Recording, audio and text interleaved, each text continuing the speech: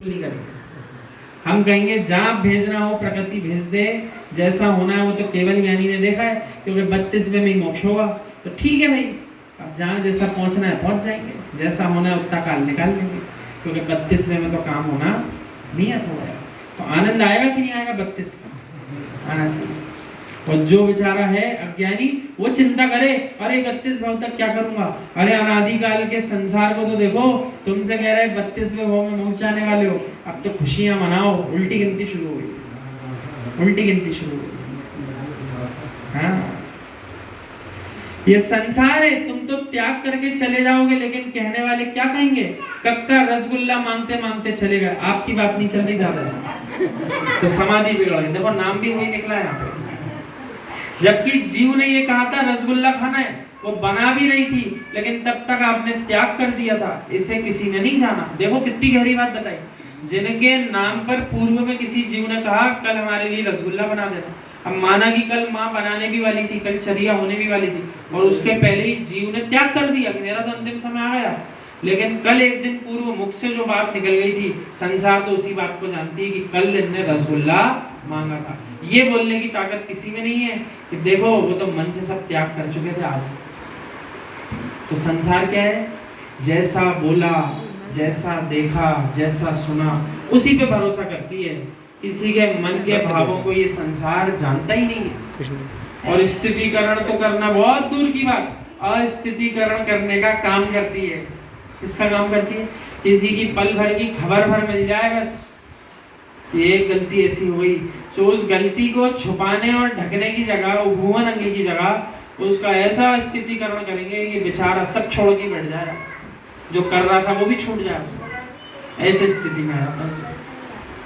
अपनी आत्मा की प्रभावना के साथ साथ इस लोक की प्रभावना करके साधना करना चाहिए।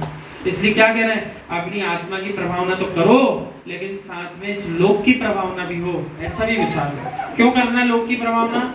अपनी प्रभावना अकेले में चलेगी तो अपना तो कल्याण हो जाएगा, लेकिन जब तक इन संसारी जीवों के बीच में अहिंसा धर्म की प्रभावना नहीं होगी, तो वे तो बेचारे अहिंसा करते ही नहीं। तो यदि हम अहिंसा धर्म का पालन कर रहे हैं, तो ग्रस्त अवस्था में हमारा पूर्ण कर्तव्य बनता है दूसरों को अहिंसा धर्म का पाठ सिखाना चाहिए। और जा जाकर के जबरदस्ती भड़कर नहीं, आप अपनी क्रियाचर्या इतनी सुंदर करो सबके सामने, वे स्वयं देख करके आपसे प्रश्न करेंगे कि भैया ऐसा क्यों कर रहे हैं, फिर उनको आप समझाओ ऐसी ऐसी बात है। वो आज शायद पालन ना करे, पर मस्तिष्क में ज्ञान यदि उसके अंदर बात चली गई, तो हो सकता है भविष्य में पालन करेगा, अभी नहीं करता।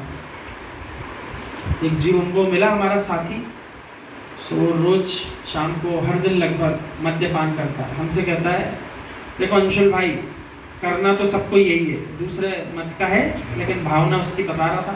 देखो अंशुल भाई, जो सब कार्य तुम कर रहे हो अभी से, करना तो सबको वही है, आखिरी में सबको भगवान के पास आना। तुम थोड़ा जल्दी करने लग गए, हम बाद में करेंगे। ठीक, मतलब इतना ज्ञान तो बाकी जीवों को भी है कि अभी जो हम कर रहे हैं ये सब छोड़ना है, ये जो हम कर रहे हैं ये गलत है, और भगवान की भक्ति करना, भगवान के गुणगान करना वही आखिरी का काम है, और हमको भी वो काम करना है। तो ये समझ में आ रहा है, तुम जल्दी कर रहे हो, हम भी करेंगे, लेकिन अभी गड़बड़ कर रहे हैं।